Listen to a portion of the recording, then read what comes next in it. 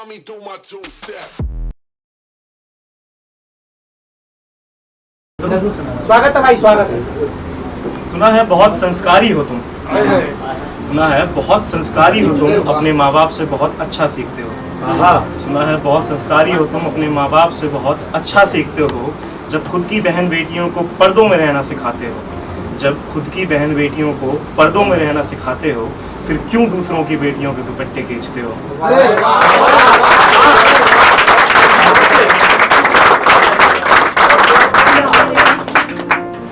ये सोसाइटी, ये हमारी सो कॉल सोसाइटी जो आपको हर वक्त ताना मारेगी। खास करके अगर आप एक लड़की हो तो रास्ते चलती अगर एक लड़की कल को गिर जाए तो उसे उठाने कोई आए ना आए, पर अगर वही लड़की अगर बहू है और उसके सर से चुन्नी सरक जाए, या अगर वो लड़की है तो उसके कंधे से दुपट्टा सरक जाए, तो उसकी गलती दिखाने और उसको दुपट्टे को बताने के लिए बहुत सारे लोग आ जाएंगे।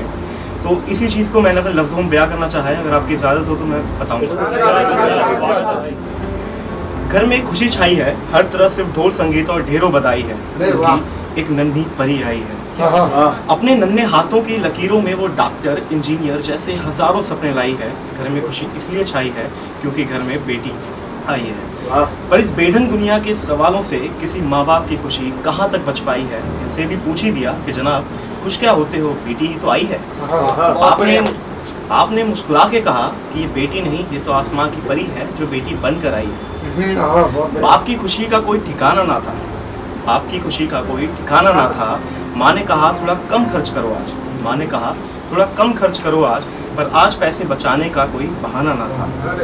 वो खुशी से हंसता तो कभी गुनगुनाता गया, वो खुशी से हंसता तो कभी गुनगुनाता गया, बिटिया मेरी डॉक्टर बनेगी एक दिन, ये बात सबको बताता गया।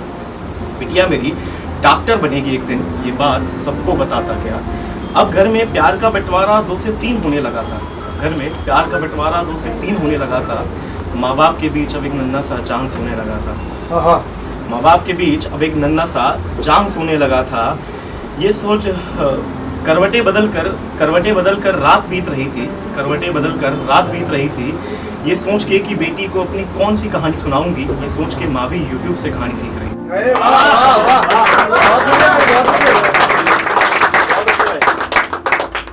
कहीं उठ ना जाए परी मेरी भूख से, बस इसलिए बाप सिरहाने जागता रहता था।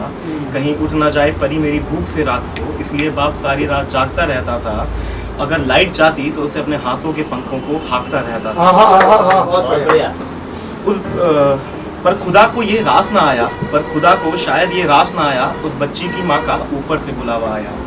मानो कैसा ये पहाड़ टूट गया जिसने माँ बोलना तक नहीं सीखा, उसकी माँ का साया छूट गया।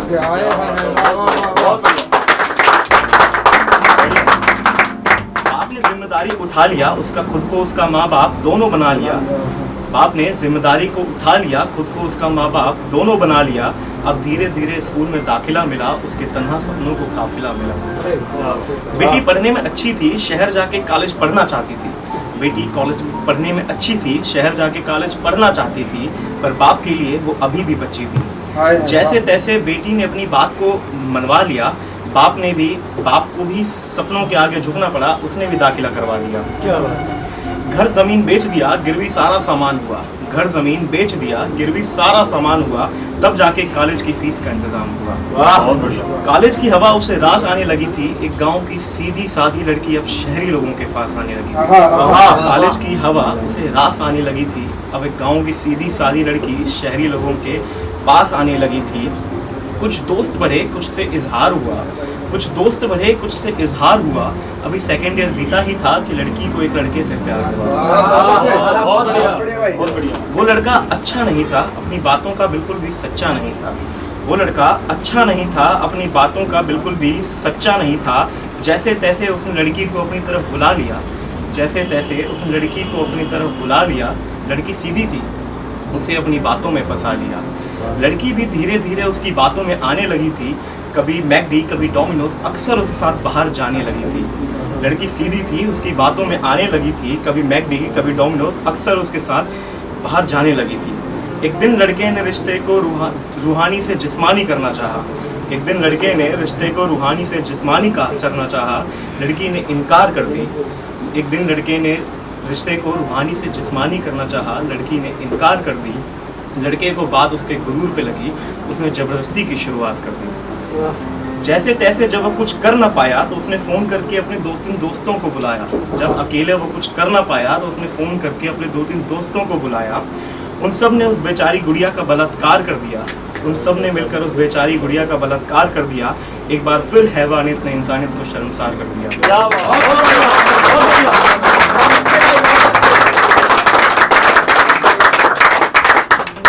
लड़की की गलती बस इतनी थी कि उसने लड़के को इनकार कर दिया।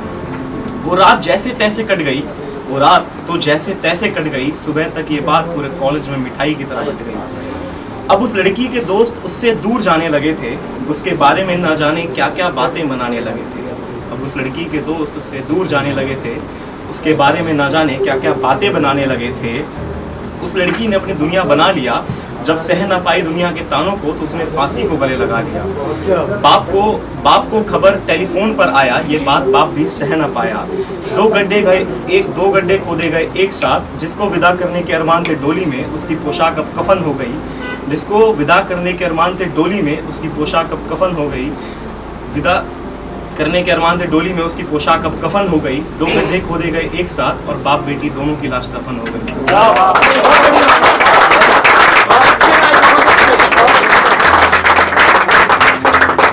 कैसा सितम ना जाने खुदा ने ये यार दिया, ना जाने कैसा सितम खुदा ने ये यार दिया। बलात्कार ने नहीं, उसे समाज ने अपने तानों से मार दिया।